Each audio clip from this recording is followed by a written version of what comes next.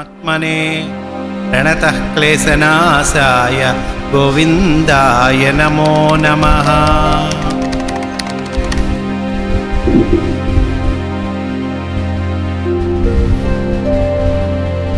మాస్టారి centenary year శత జయంతి ఉత్సవాలలోకి మనము అడుగు పెట్టబోతూ ఉన్నాము.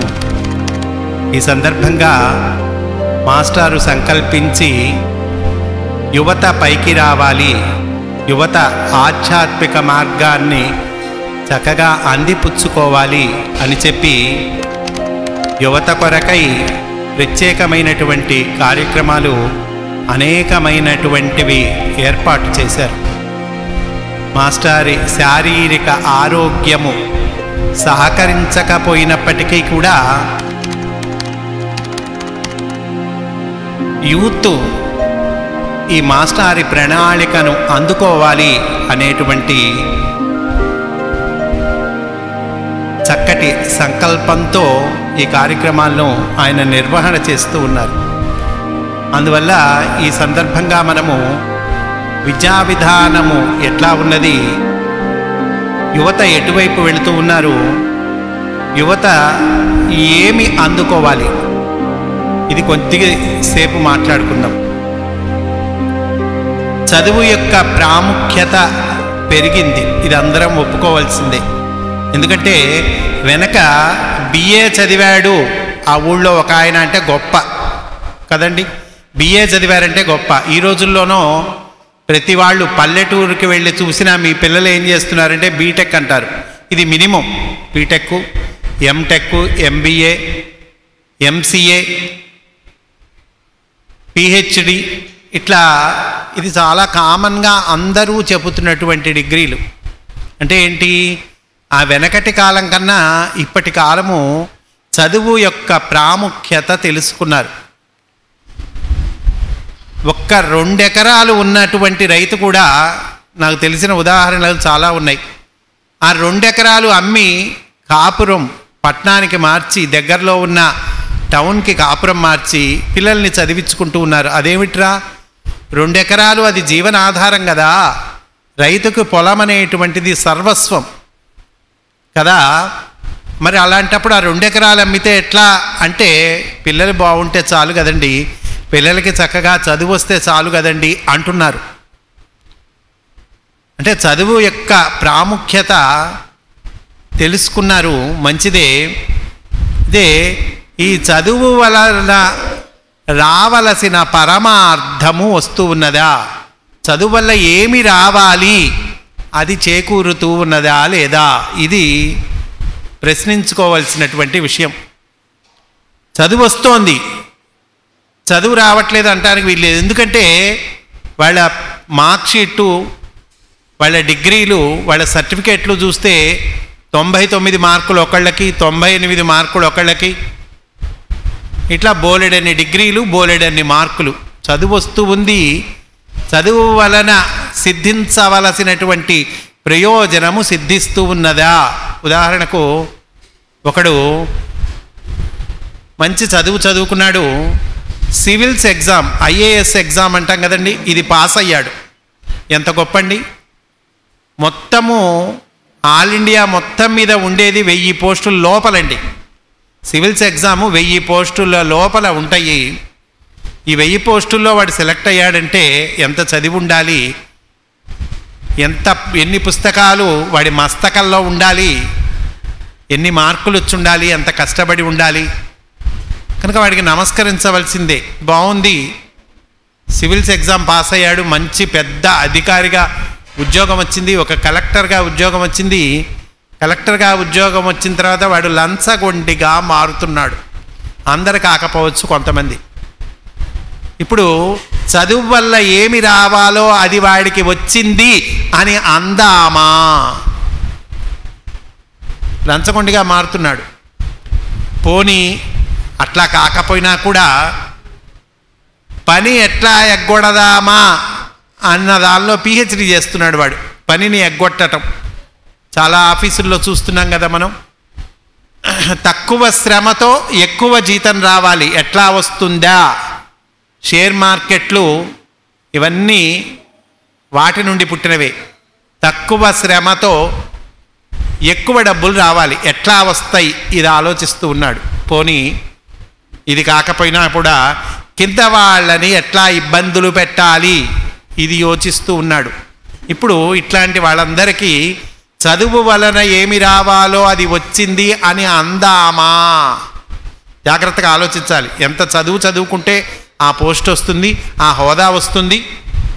వచ్చింది, వచ్చిన తర్వాత ఏం చేస్తూ ఉన్నాడు? ఎక్కడ ఉన్నది ప్రాబ్లం, ఎక్కడ ఉన్నది లోపం? విద్యా విధానము సరిచేసుకోవలసిన అవసరము ఏముంది? చదువు వల్ల ఏం రావాలి? చదువు వల్ల ఉద్యోగం రావాలి, అవునా?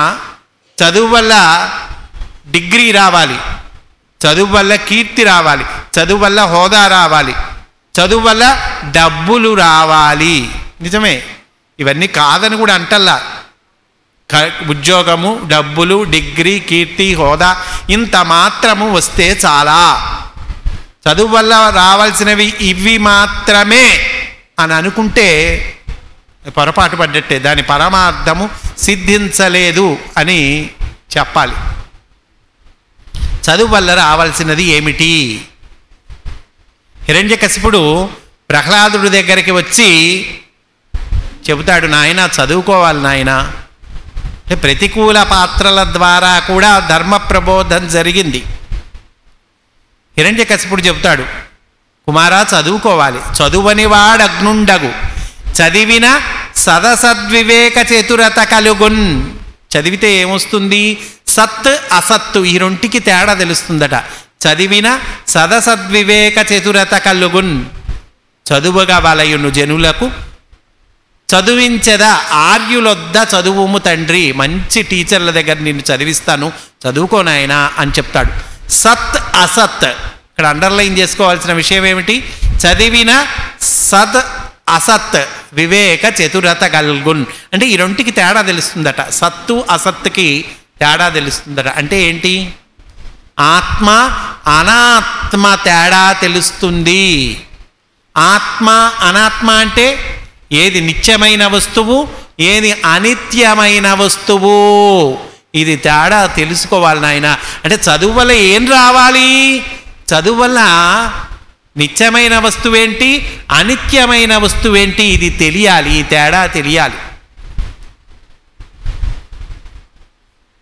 ఇప్పుడు మనం చెప్పుకున్నటువంటి డబ్బు కానీ, కీర్తి కానీ, హోదా కానీ, డిగ్రీ కానీ, పదవి కానీ, పొలాలు కానీ, ఇళ్ళు కానీ, ఇవన్నీ అసత్, అనాత్మ, ఆత్మ కానివి.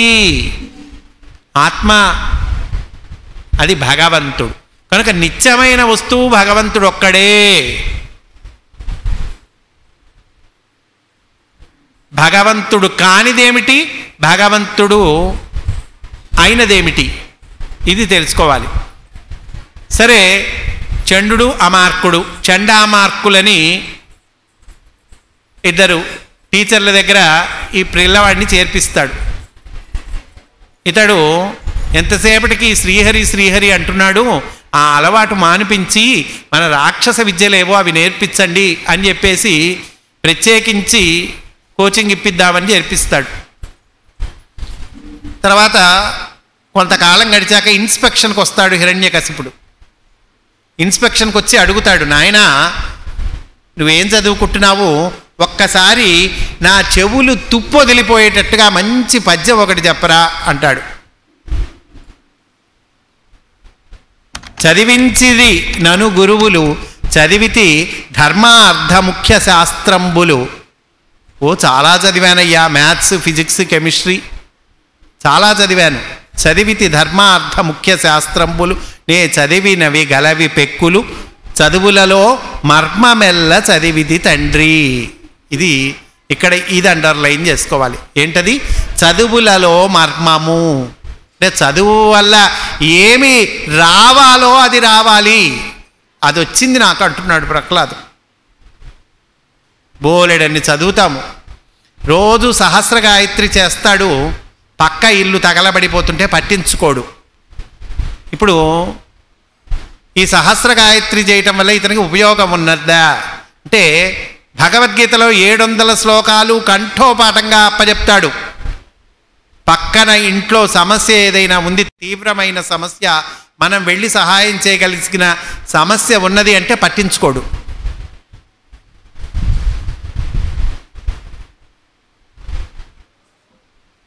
కనుక చదువు వల్ల ఏమి రావాలో అది రావాలి. Knowledge acquired is burden, applied is wisdom అంటారు మాస్టర్. బోలెడన్ని పుస్తకాలు చదివానండి, మా ఇంటి నిండా పుస్తకాలే. ఇంకా 2 బీరువాలు కూడా ఈ మధ్యనే కొన్నాము, బీరువాలు కూడా చాలటం లేదు. బోలెడు నేను ఎప్పుడు చదువుతూనే ఉంటానండి అంటాడు. నిజమే, మంచిదే, బోలెడు పుస్తకాలు చదవటం మంచిదే. ఇన్ని పుస్తకాల జ్ఞానము నిదాళ్ళు ఎక్కించుకున్నావు నీ బుర్రలో. ఉదాహరణకి భగవద్గీతలో ఉంది, భగవద్గీతలో 700 శ్లోకాలు. 700 శ్లోకాలు నేను కంఠోపాఠంగా అప్పచెప్పగలనండి. ఒక్క పొల్లు తప్పుబోదు, ఒక్క అక్షరం పొరపాటు కాదు, నేను అప్పచెప్పగలను అన్నాడు. నీ ధారణ శక్తికి మెచ్చుకోవాల్సిందే. భగవంతుడి దిశగా నువ్వు వేసేటువంటి మొదటి అడుగులకు నీకు నమస్కరించవలసినదే. కానీ 700 శ్లోకాలు కంఠోపాఠంగా అప్పచెప్పగలవు, ఆ పనికి నువ్వెందుకు? టేప్ రికార్డర్ ఉందిగా. టేపు రికార్డర్కి నీకు ఏమిటి తేడా? నేర్చుకున్నటువంటి 700 శ్లోకాల్లో ఒక 10 శ్లోకాలైనా, పోనీ ఒక 2 శ్లోకాలైనా వాటి అర్థము, తాత్పర్యము, భావము తెలుసుకొని వాటిని నీ జీవితానికి అన్వయించుకొని నువ్వు ఆచరణలో పెట్టావా? అట్లా పెట్టటము అనేటువంటిది జ్ఞానము. కేవలము నేర్చుకున్నాను, బుర్రకెక్కించుకున్నానంటే అది భారము అన్నారు master. Knowledge acquired is burden, applied is wisdom అంటే అర్థం అది. ఇంటి నిండా పుస్తకాలు ఉన్నాయి, ఎందుకు? మీ ఆవిడ సర్దలేక ఆవిడకి తలకాయ నొప్పి, ఇటు సర్ది అటు సర్ది, నువ్వు చదివిన పుస్తకం, ఎక్కడ చదివిన పుస్తకం అక్కడే పెట్టి వదిలేసి పోతే మళ్ళీ అవి సర్దుకోలేక ఆమె పని అవుతుంది తప్పితే ఉపయోగం ఏం లేదు. కనుక ఎక్కడ పొరపాటు పడుతున్నామో తెలుసుకోవాలి. మాస్టారు ఉపనయన సంస్కృతిలో నేటి విద్యా విధానము ఎట్లా ఉంది, పూర్వం విద్యా విధానం ఎట్లా ఉండేది, ఎట్లా ఉండాలి, భారతదేశము పునరుజ్జీవము పొందాలంటే, అంటే భారతదేశము తిరిగి తన పూర్వ వైభవాన్ని పొందాలంటే విద్యా విధానము ఎట్లా ఉండాలి ఉపనయన సంస్కృతిలో ఇచ్చారండి మాస్టర్. ఉపనయనం చేసిన తర్వాత ఈ పిల్లవాడిని గురువు దగ్గరికి పంపిస్తారట, ఇంకా వాళ్ళ ఇంట్లో ఉంచుకోవటం ఉండదుట. అసలు ఏమిటి ఉపనయనం అంటే కనుక ఈరోజు మనము చేస్తున్న అక్షరాభ్యాసము ఈజ్ ఈక్వల్ టు ఉపనయనము అన్నారు. పూర్వకాలంలో ఉపనయనం అంటే గురువుగారి దగ్గరికి పిల్లవాడిని పంపించే ముందు ఒక క్రతువు చేస్తారు, దానికి ఉపనయనము అని పేరు. ఉపనయనము అంటే కొనిపోవుట, గురువుగారు పిల్లవాడిని తీసుకొని పోవుట, తన వెంట తీసుకొని పోవుట. అయితే ఈ రోజుల్లో అక్షరాభ్యాసానికి అప్పటి ఉపనయనానికి కూడా తేడా ఉంది. ఈ రోజుల్లో అక్షరాభ్యాసం చేశాక పిల్లవాడిని మన దగ్గరే పెట్టుకుంటాం, మన ఇంట్లోనే పెట్టుకొని పిల్లవాడిని స్కూల్కు పంపిస్తాం, రోజు మళ్ళీ ఇంటికి తెచ్చుకుంటాం కదండి. కానీ అప్పట్లో ఉపనయనం చేశాక ఇంకా గురువు గారికి అప్ప చెప్పటము, ఇది ఎప్పుడు జరిగేది? పిల్లవాడికి 5 ఏళ్ళు వచ్చాక, 5 ఏళ్లకో 7 ఏళ్లకో ఉపనయనం చేసి గురువు గారి దగ్గరికి పంపిస్తున్నారు. కానీ ఈ రోజుల్లో అక్షరాభ్యాసం ఏం చేస్తున్నారు అంటే తప్పు ఎక్కడ జరుగుతోంది? అసలు ప్రారంభం నుండే తప్పు జరుగుతోంది. 2 ఏళ్ల పిల్లవాడిని, 3 ఏళ్ల పిల్లవాడిని నిర్దాక్షిణ్యంగా స్కూళ్ళల్లో వేస్తున్నారు, నీకు ఇంట్లో అడ్డం అని చెప్పి. ఎల్కేజీ 3 ఏళ్ళు నిండితే ఎల్కేజీ చేర్చుకుంటారు, 2 ఏళ్ల నిండిన పిల్లల్నే స్కూల్లో వేస్తున్నారంటే ప్లే స్కూల్ అండి అంటున్నారు. ప్లే స్కూల్ అయినా ఇంటి నుంచి బయటికి పంపించాల్సిందేగా. ప్లే స్కూల్ అండి, ఏదో చిన్న చిన్నగా నేర్పుతారు, ఏబిసిడీలు నేర్పుతారు, రైమ్స్ నేర్పుతారు అని అంటున్నారు. సరే, ఈ 2 ఏళ్ల పిల్లవాడిని అక్షరాభ్యాసాలు వేదిక మీద కూడా, గురు పూజా వేదిక మీద అక్షరాభ్యాసాలు చేస్తున్నప్పుడు మీరు ఈ మధ్య గమనించారో లేదో, శ్రీమన్నారాయణ గారు మాటి మాటికి అనౌన్స్ చేస్తున్నారు, అమ్మ 3 ఏళ్ళు నిండితేనే పిల్లవాడిని అక్షరాభ్యాసానికి తీసుకురండి, 3 ఏళ్ళు నిండితేనే తీసుకురండి, 3 ఏళ్ళు నిండంది ఇక్కడ అక్షరాభ్యాసం చేయటం జరగదు అని పదే పదే చెప్తున్నారు. ఎందుకని? 2 ఏళ్ళు నిండిన పిల్లవాడిని తీసుకొస్తున్నారు, అక్షరాభ్యాసం చేయించాలండి మా పిల్లవాడికి గురువు గారి చేత అని. అంటే ఏ కల్మషము లేకుండా ఆడుతూ పాడుతూ రోజులు గడపవలసిన రోజుల్లో పిల్లవాడిని తీసుకెళ్ళి స్కూల్లో వేస్తున్నాం. తర్వాత ఎట్లాగూ రకరకాల పరీక్షలు, రకరకాల చదువులు, బాధ్యతలు, యూనిట్ పరీక్షలు, మిడ్ టెస్ట్లు, మెయిన్ పరీక్షలు, రకరకాల అనేక రకాల పోటీ ప్రపంచంలోకి వాడిని ఎట్లాగూ నెడుతున్నాం కదండి. కనీసం ఏ కల్లా కపటం తెలియకుండా స్వచ్ఛమైన మనస్సుతో వాడికి ఇష్టమైన రీతిలో ఆడుకోవటానికి కూడా అడ్డం పడి ఆస్వేచ్ఛ కూడా ఇవ్వకుండా వాడిని స్కూల్లో వేస్తున్నామంటే చూడండి. సరే వేస్తున్నాం, బాగానే ఉంది. అక్కడ పిల్లవాడికి వెళ్తూనే ఏబిసిడీలు నేర్పిస్తారు, వెళ్తూనే దిద్దబెట్టడము నేర్పిస్తున్నారు. కానీ ఇది మనస్తత్వ శాస్త్రానికి విరుద్ధము అని చెప్పారు మాస్టర్. పూర్వం గురువుగారి దగ్గరికి పిల్లవాడిని పంపించినప్పుడు ఈ పిల్లలకి ఆ గురువుగారు పుస్తకాలు తీయటం, ఏబిసిడీలు నేర్పించటం, పోనీ ఏబిసిడి ఇంగ్లీష్ చదువు కాకపోయినా శ్లోకాలు పద్యాలు నేర్పించడం ఇవేమి చేయరండి. అసలు పుస్తకాల మాటే ఉండదట. ఏం నేర్పిస్తారు అంటే ఉపనీయ గురు శిష్యం శిక్షయేత్ శౌచమాదిత. మొట్టమొదట పిల్లవాడికి నేర్పవలసినది శౌచము అన్నారు. ఏమిటి శౌచము అంటే కనుక తన పనులు తాను చేసుకోవటము. శౌచము అంటే శుభ్రము అని అర్థం. శారీరక శుభ్రం, మానసిక శుభ్రం. శౌచము ఇది నేర్చుకోవాలి, ఇది నేర్పాలి పిల్లవాడికి. తన పనులు తాను చేసుకోవటం. శుభ్రం అంటే తన తిన్న ప్లేటు తాను కడుక్కోవటం. ముందు పిల్లవాడికి 5 ఏళ్ల పిల్లవాడిని 7 ఏళ్ల పిల్లవాడిని పంపిస్తే గురువుగారి దగ్గరికి తన బట్టలు తాను మడత పెట్టుకోవటం, ఆ ఉతికి ఆరేసినటువంటి బట్టలు మళ్ళీ రేపటికి దాచుకోవటము, తన ప్లేటు తాను కడుక్కోవటము, ఇట్లాంటి తన పనులు తాను చేసుకోవటం మొట్టమొదట నేర్పుతారట. ఏమండి ఇది అయిపోయిందా? ఏదో తన పనులు తన అన్నం తాను తింటాం. ఇది రాను రాను రాను రాను ఇంకా తన పనులు తాను నేర్చుకోవటము, తాను చేసుకోవటం వాడికి అలవాటు అయిపోతుంది. మరి ఈ రోజుల్లో 10th క్లాస్ పిల్లలకి, ఇంటర్మీడియట్ పిల్లలకి నోళ్లల్లో ముద్దలు కలిపి పెడుతున్నారు అమ్మలు. మీరు గమనించారో లేదో? వాళ్ళ స్కూల్కి టైం అవుతుంటే గబగబా వీళ్ళే పుస్తకాలు తీసుకొచ్చి పుస్తకాలు బ్యాగ్లో సర్దుతారు, వాటర్ బాటిల్ సర్దుతారు, క్యారేజ్ బాక్స్ సర్దుతారు. ఓ పక్క ఒకళ్ళు జడేస్తుంటారు, ఒకళ్ళు నోట్లో ముద్ద పెడుతూ ఉంటారు. ఎప్పటికి అలవాటు అవుతుంది తన పనులు తాను చేసుకోవటం? మాస్టారు తన జీవితాన్నే ఉదాహరణగా ఇక్కడ మనకు అందించారు. 13 ఏళ్ల వయస్సులో మాస్టారు బెజవాడ నుంచి బెనారస్కు వెళ్ళి మెట్రికులేషన్ పరీక్ష రాసి ఉత్తీర్ణులయ్యారు. నాతో పాటు తోడు మీరు కూడా వస్తారా అని మాస్టారు అడిగితే బెజవాడ నుండి బెనారస్ వెళ్ళటం అండి. ఈ రోజుల్లో లాగా అంత కన్వేయన్స్ సౌకర్యాలు కూడా లేవు, ప్రయాణ సౌకర్యాలు కూడా లేనటువంటి రోజులు. అంటే వాళ్ళ నాన్నగారు అన్నారు, నేను నీకు తోడు వచ్చి దగ్గరుండి నీ చేత పరీక్ష రాయించడం అనేటువంటిది కనుక జరిగితే ఇంకా నువ్వు బాగుపడటము ఉండదు. ఎంత నిష్కర్షగా నిర్మోహమాటంగా చెప్పారు చూడండి వారి తండ్రి గారు.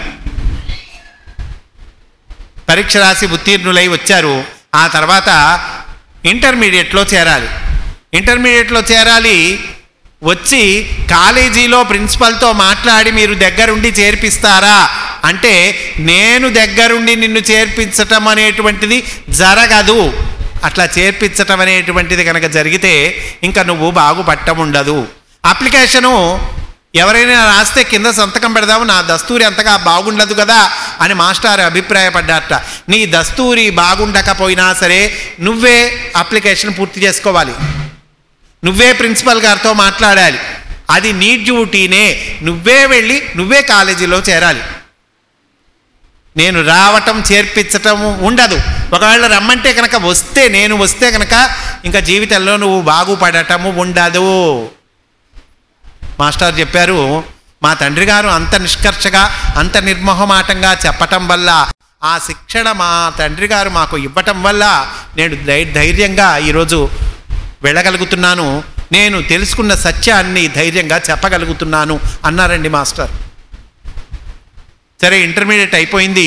ఆ తర్వాత ఏ కోర్సులో చేరాలి, ఏ కోర్సులో చేరాలి అంటే నీకు ఏ కోర్సు ఇష్టమైతే ఆ కోర్సులో చేరాలి, నీ ఇష్టం అది. ఎవరు నిర్ణయించాలి? ఆలోచించండి. ఎక్కడ నిర్ణయం జరగాలి?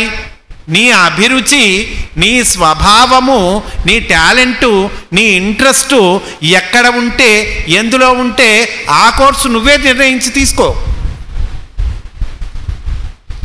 ఆ ప్రశ్న మన పిల్లలు కనుక మనల్ని అడిగితే, ఏ కోర్సులో చేరాలి అని అడిగితే ఈ మాట మనం చెబుతామా? నీ ఇష్టం, అది నన్ను ఎందుకు అడుగుతున్నావు అని మనం చెప్పగలమా? పోనీ ఒకవేళ వాడు, నాన్న నాకు సంస్కృతం అంటే ఇష్టము, సంస్కృతం చదువుతానంటే మనం ఎలా చేస్తామా? ఏమైంది ఈ రోజుల్లో? భాష అంటే ఇంగ్లీషు మాత్రమే. లాంగ్వేజ్ అంటే ఏంటండి? ఇంగ్లీష్ ఒక్కటే. చదువు అంటే ఏంటండి? ఎంపీసీ ఒక్కటే లేదా బైపీసీ. ఆ తర్వాత చదువు అంటే బీటెక్ ఒక్కటే. లాంగ్వేజ్ అంటే ఇంగ్లీష్ ఒక్కటే, చదువు అంటే బీటెక్ ఒక్కటే, ఉద్యోగం అంటే సాఫ్ట్వేర్ ఉద్యోగం ఒక్కటే, దేశం అంటే అమెరికా ఒక్కటే.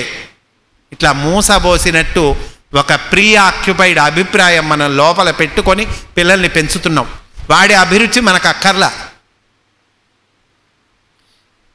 తెలుగు ఇష్టం ఉన్నవాడు ఉంటాడు, ఇంగ్లీష్ ఇష్టం ఉన్నవాడు ఉంటాడు, రకరకాల కోర్సులు ఉన్నాయి, రకరకాల సబ్జెక్ట్స్ ఉన్నాయి. డాక్టర్ ఇష్టపడేవాడు ఉంటాడు, ఇంజనీరింగ్ ఇష్టపడేవాడు ఉంటాడు. నీ అభిప్రాయం ప్రకారం నువ్వెళ్ళు. నీ ఇంట్రెస్ట్ ఎందులో ఉందో, నీ టాలెంట్ ఎందులో ఉందో దాని ప్రకారం నువ్వు కోర్సుని ఎంచుకోవాలి అని మనం చెప్పగలమా? వాళ్ళ నాన్నగారు చెప్పారు. ఆ తర్వాత ఎంఏ పరీక్షలో ఉత్తీర్ణులయ్యి ఇంకా ఉద్యోగం తెచ్చుకోవాలి. ఉద్యోగం తెచ్చుకోవాలంటే ఫలానా యూనివర్సిటీలో మీరు ఏమైనా రికమెండేషన్ చేస్తారా అంటే వాళ్ళ తండ్రి గారు చెప్పారు, ఇది పెద్ద పని కాదు. యూనివర్సిటీల్లో తెలిసినటువంటి ప్రొఫెసర్లు ఆ రోజుల్లో చాలామంది ఉన్నారు ఆయనకి. వాళ్ళకి చెప్తే వాళ్ళు ఉద్యోగం ఇస్తారు, ఇది పెద్ద పని కాదు. కానీ ఎప్పుడైతే నేను సిఫారసు చేసి తద్వారా నువ్వు వెళ్ళి ఆ ఉద్యోగంలో చేరటం అనేటువంటిది కనుక జరిగితే ఇక ఆ క్షణం నుండి నువ్వు మనిషివి కాదు, చవటవైపోతావు. ప్రేమ సంస్కృతిలో క్లియర్గా ఉందండి. వాళ్ళ తండ్రి గారు అంత నిర్మోహమాటంగా చెప్పారట. మాస్టరే వెళ్ళి అప్లికేషన్ పెట్టుకొని ఉద్యోగం తెచ్చుకోవటం జరిగింది. తర్వాత చేసిన నాళ్ళు నేను ఆ ఉద్యోగం చేశాను అని మాస్టర్ చెప్పారు. కనుక శౌచము అంటే ఇంత అర్థం ఉందండి. తన పనులు తాను చేసుకోవటము. పిల్లల్ని ఇట్లా నేర్పించాలి. ఇంటర్మీడియట్ పాస్ అయ్యి ఎంసెట్ ఎగ్జామ్ రాయాలి. ఎంసెట్ ఎగ్జామ్కి తల్లిదండ్రులు ఇద్దరు ఆటోలో జాగ్రత్తగా తీసుకొని వెళ్ళి వాడిని ఆటోలో ఎగ్జామ్ సెంటర్ దగ్గర దింపి ఆ ఎగ్జామ్ రాసినంతసేపు వీళ్ళు బయట ఆ మెట్ల దగ్గర ఆ బయట బండల మీద వీళ్ళు పడిగాపులు కాస్తూ కూర్చుంటున్నారు. ఏం ఇంటర్మీడియట్ అయిపోయి ఎంసెట్ ఎగ్జామ్కి వెళ్ళాల్సిన వాడు నువ్వు వెళ్ళిరా, నీ ఎంతటి నువ్వు ఎగ్జామ్ రాయి అని అనగలుగుతున్నామా? మనం ఎంతమంది అనగలుగుతున్నారు? శిక్షయేత్ శౌచమాదితః. సరే, ఇది నేర్పిస్తారు శౌచము. ఆ తర్వాత పిల్లవాడికి ఓంకారము జపం చేయటము, గాయత్రి మంత్రము జపం చేయటము, దాని అర్థము భావము చెప్పి గాయత్రి మంత్రము జపం చేయిస్తారు. ఆ తర్వాత పిల్లవాడికి నేర్పవలసినది సేవా. ఇంతవరకు పుస్తకాలు తీయలేదండి. ఇంగ్లీష్ లేదు, మ్యాథ్స్ లేదు, ఫిజిక్స్ లేదు, కెమిస్ట్రీ లేదు, పుస్తకం మాట లేదు ఇంతవరకు. ఎట్లా ఉండాలి విద్యా విధానము. తర్వాత సేవ నేర్పించాలట. ఊళ్ళో కామన్గా ఉండే పొలాలు ఉంటాయిట. అలాగే ఆవుల్ని మేపుకొని రావాలట. ఆవుల్ని తీసుకెళ్ళి మేపుకొని రావటము అంటే పశుపోషణ, పశువులకు సంబంధించినటువంటి ఆ ఉపచర్యలు చేయటము. ఆ తర్వాత పొలంలో కావలసిన కృషి కర్మ అన్నారు, ఈ కృషి కర్మ చేయటము. ఈ 2 విద్యల్లో ఏదో ఒక విద్య రాంది వాడికి చదువు నేర్పేవాళ్ళు కాదటండి. వాడు పొలం పని చేయాలి, సేవ చెయ్యాలి. ఆ తర్వాత ఈ పశుపోలన, పశుపోషణ ఇది రావాలి. ఇది రాకుండా విద్య నేర్పరు. ఎందుకండి? కారణం ఏమిటి అంటే సేవ అనేది నేర్చుకోకుండా విద్య నేర్పితే, చదువు నేర్పితే ఏమవుతుంది అంటే కనుక వాడు ఆలోచనాశీలి అవుతాడు, కార్యశీలి అవ్వడు. అంటే థిరియాటికల్ తెలుస్తుంది, ప్రాక్టికాలిటీ తెలియదు. సేవ నేర్చుకోకుండా చదువు నేర్పటం వల్ల వాడు ఆలోచనాశీలి మాత్రమే అయ్యి కార్యశీలి కాకపోవటం వల్ల వాడు పేచీకోరు అవుతాడు, లిటికెంట్ అవుతాడు. అంటే ఒక కోర్టు పక్షో లేదా ఒక రాజకీయ నాయకుడిగా రాజకీయ పార్టీలలో చేరి వాడు ఫలానా పార్టీ జిందాబాద్ అని, ఫలానా పార్టీ డౌన్ డౌన్ అని, ఫలానా పార్టీ వర్ధిల్లాలని దీనికి పనికొస్తాడు తప్పితే వాడి వల్ల ప్రయోజనము జరగదు. లిటికెంట్, పేచీకోరు అవుతాడు అన్నారండి. కనుక ముందు నేర్పవలసినది సేవ. ఆ తర్వాత ఇంతవరకు వాళ్ళ పుస్తకాలు తీయలేదండి, ఏబిసిడీలు లేదు, ఒక శ్లోకాలు లేవు, పద్యాలు లేవు. వాళ్ళకి ఎట్లా ఏ స్టెప్ తర్వాత ఏ స్టెప్ నేర్పాలి ఇది క్లియర్గా ఉపనయన సంస్కృతిలో మాస్టర్ ఇచ్చారండి. ఆ తర్వాత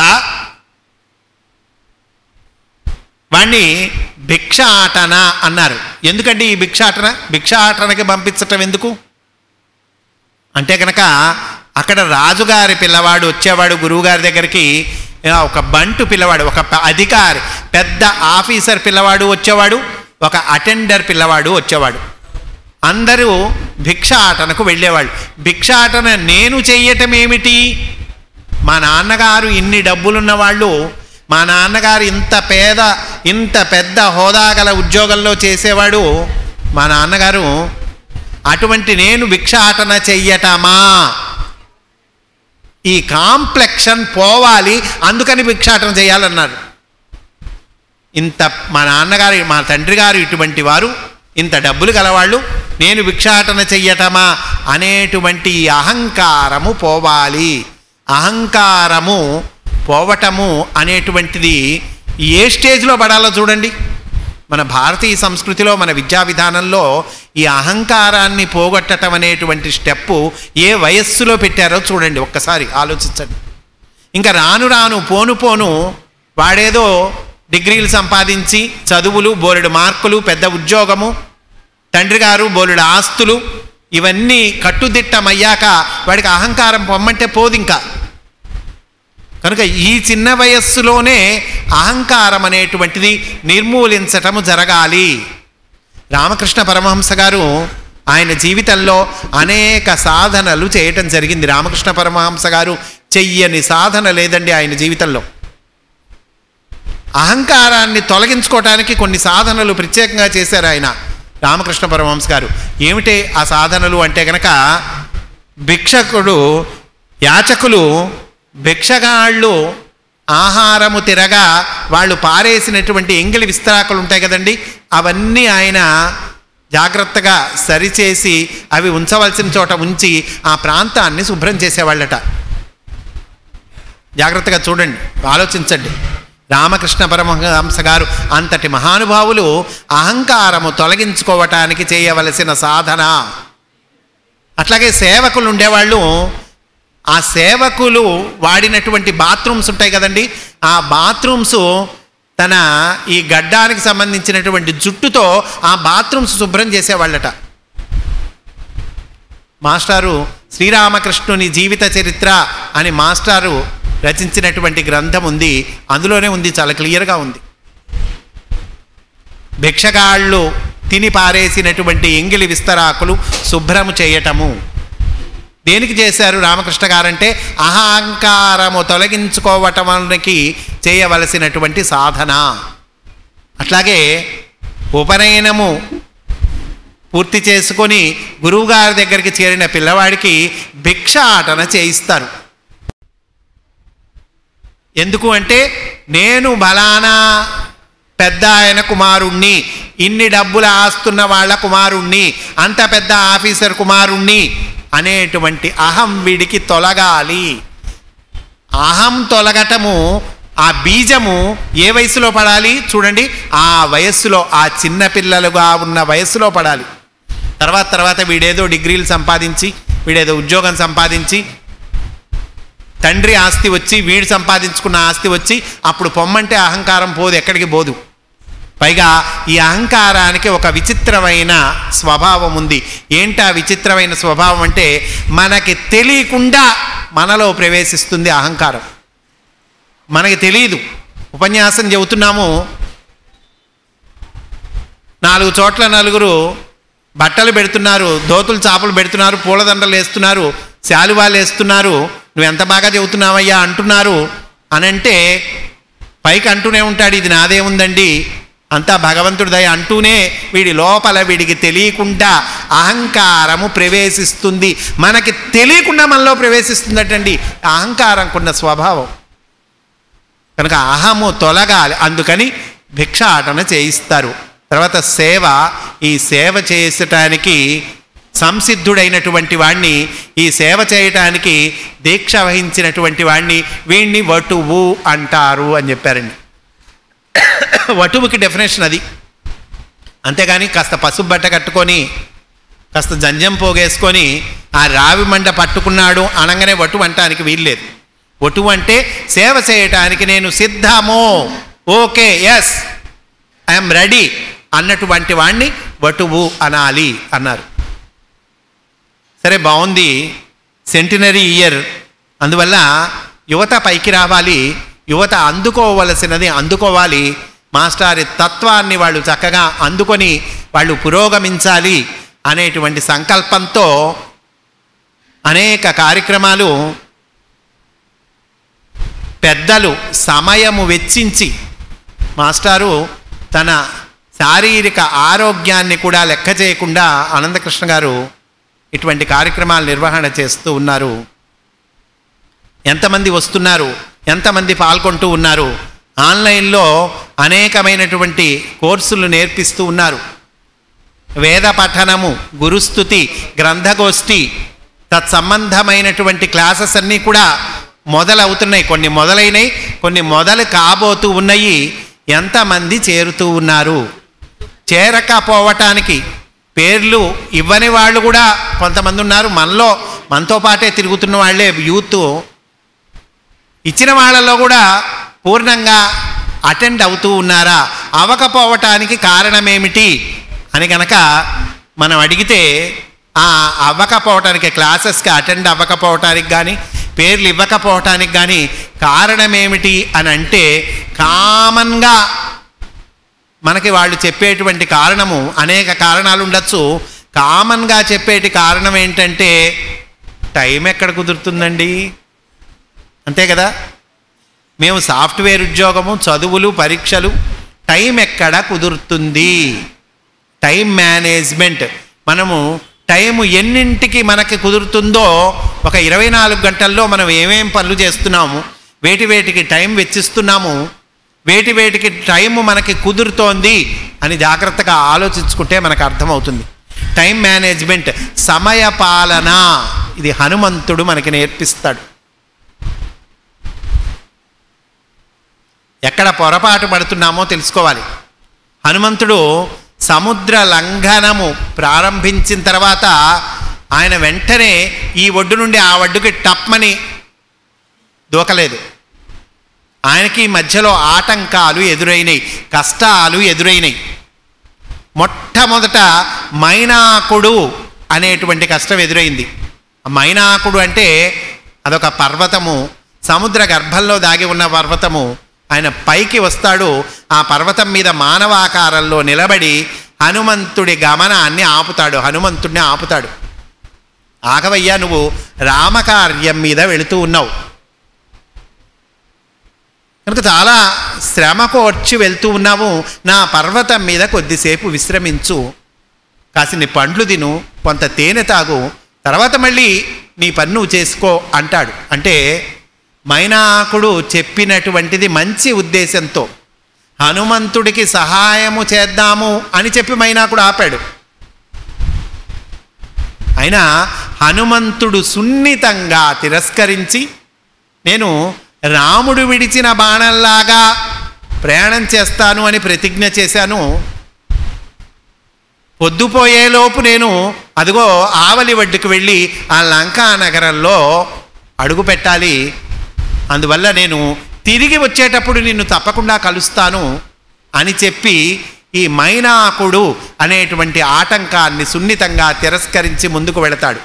ముందుకు వెళితే నాగమాత సురస ఎదురవుతుంది. సురసను ఈ దేవతలందరూ నువ్వు వెళ్ళి హనుమంతుణ్ణి పరీక్షించు, రామకార్యం మీద బయలుదేరి వెళుతూ ఉన్నాడు, నువ్వు వెళ్ళే ఇతని సామర్థ్యాన్ని పరీక్షించమని చెప్తాడు. సురస వస్తుంది, నువ్వు నాలోకి ప్రవేశించి మాత్రమే ముందుకెళ్ళగలవు అంటుంది. ఒక భయంకర ఆకారంతో హనుమంతుడికి ఎదురుగా వస్తుంది. వెంటనే హనుమంతుడు ఏమంటాడంటే, సరేనమ్మా, నేను ఎంత దేహంతో ఉన్నానో అంత నోరు నువ్వు తెరువు అంటాడు. ఈయన దేహాన్ని పెంచుతాడు, ఆవిడ నోటిని పెంచుతుంది. ఈయన ఇంకా దేహాన్ని పెంచుతాడు, ఆవిడ ఇంకా నోటిని పెంచుతుంది. వెంటనే క్షణమాత్రములో అంగుష్టమాత్ర దేహుడై ఆమె నోటిలోకి ప్రవేశించి వెంటనే బయటకు వచ్చేస్తాడు. ఇదిగో నా లోపలికి ప్రవేశించి మాత్రమే బయటికి వెళ్ళాలి, ఇటు గుండా వెళ్ళేవాళ్ళు నాలోకి ప్రవేశించి మాత్రమే వెళ్ళగలరు, ఇది నాకు బ్రహ్మగారిచ్చిన వరము అని చెప్పావు కదా, లోపలికి ప్రవేశించాను, వచ్చాను అని ఇంకా నేను వెళ్తున్నాను, నమస్కారము అంటాడు సురసతో. సురస సంతోషిస్తుంది. ఇప్పుడు సురసను ఎట్లా జయించాడు? ఉపాయంతో జయించాడు. సురస ఎట్లా వచ్చింది? కాంపిటీషన్ మెంటాలిటీతో వచ్చింది. ఈయన బాగా శరీరాన్ని పెంచాడు, ఆవిడ నోటిని పెంచింది.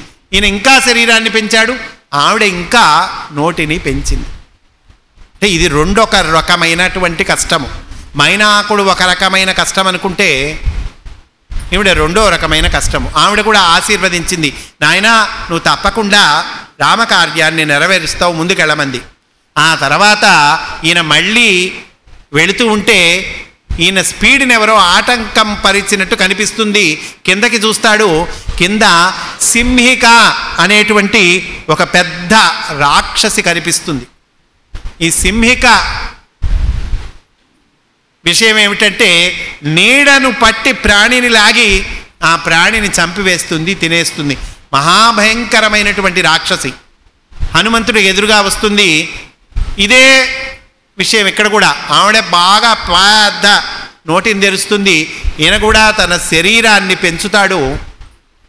అయితే శరీరాన్ని పెంచి ఆవిడ నోటిని తెరిచిన స్థితిలో ఆవిడ లోపల ఉన్నటువంటి ఆ గుండెకాయని పరీక్షిస్తాడు, ఎక్కడ ఉన్నది గుండె ఈవిడదని.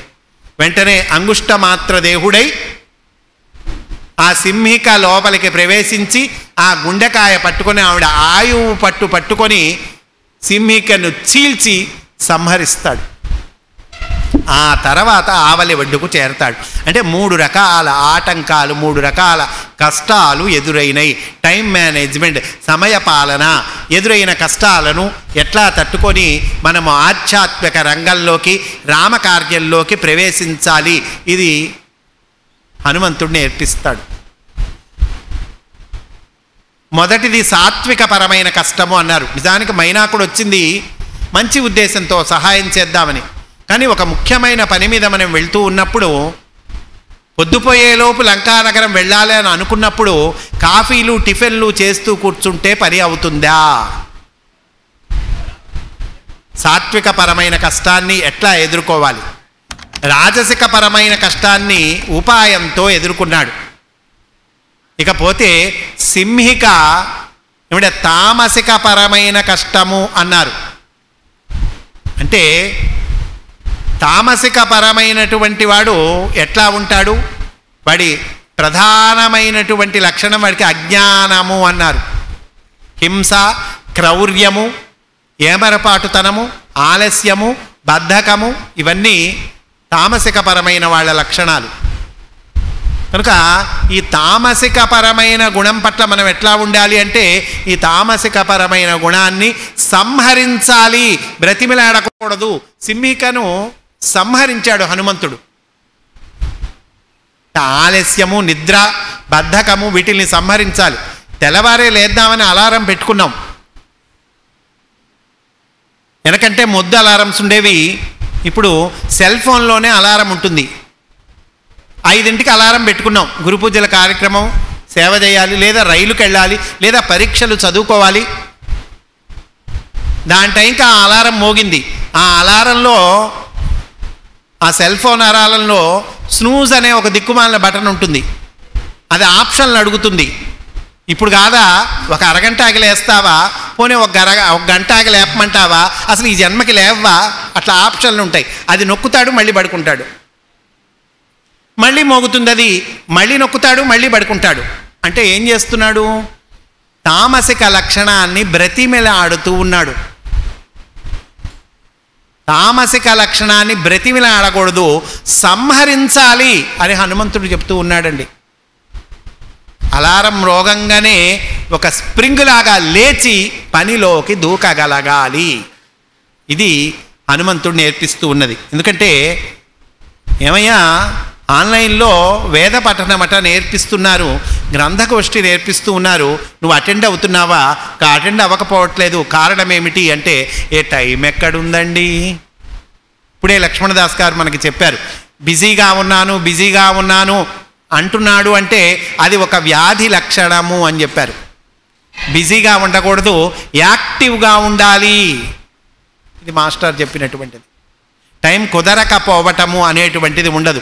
సెల్ ఫోన్కి టైం కుదురుతుంది, వీడియోలకి టైం కుదురుతుంది, సినిమాలకు టైం కుదురుతుంది, ఇంకా ఇంకా ఇంకా ఇంకా ఫ్రెండ్స్, విషయాలు, డీజే పాటలు, వినకూడనివి వింటాం, తినకూడనివి తింటాం. వీటిలన్నిటికీ కుదిరిన టైము మనకి ముఖ్యమైన విషయానికి కుదరకపోవటము ఏమిటి? ఇది ఎవరికి వాళ్ళము ఆలోచించుకోవాల్సినటువంటి విషయం. కనుక ఇది ఒక చక్కటి అవకాశము. యువత మార్గాన్ని అందుకోవాలి, యువత మాస్టారి తత్వాన్ని అందుకోవాలి. వారి జీవితాల్లో ఈ మాస్టారి తత్వాన్ని వాళ్ళు ఆచరణలో పెట్టుకుంటే వాళ్ళకి వచ్చేది ఏమిటి అంటే ఆనందము అన్నారు. ఆధ్యాత్మిక జీవితం అంటారండి. ఆధ్యాత్మిక జీవితం అంటే ఏంటంటే ఆనందమయ జీవితము. ఇది ఈ ఆధ్యాత్మికతలో ఉన్నదయ్యా. ఆనందం అనేటువంటిది ఇంకెక్కడో ఉన్నదని పొరపాటు పడి ఎండమావుల వెంట తిరుగుతున్నావు, వెతుకులాడుతున్నావు. అక్కడ లేదు ఆనందము, ఇక్కడ ఉన్నది. ఇది తెలుసుకోవాలి అని ఈ సందర్భంగా మనకి పెద్దలు చెప్తూ ఉన్నారు అని తెలియజేస్తూ స్వస్తి సర్వేషాం సమస్త సన్మంగళాని భవంతు.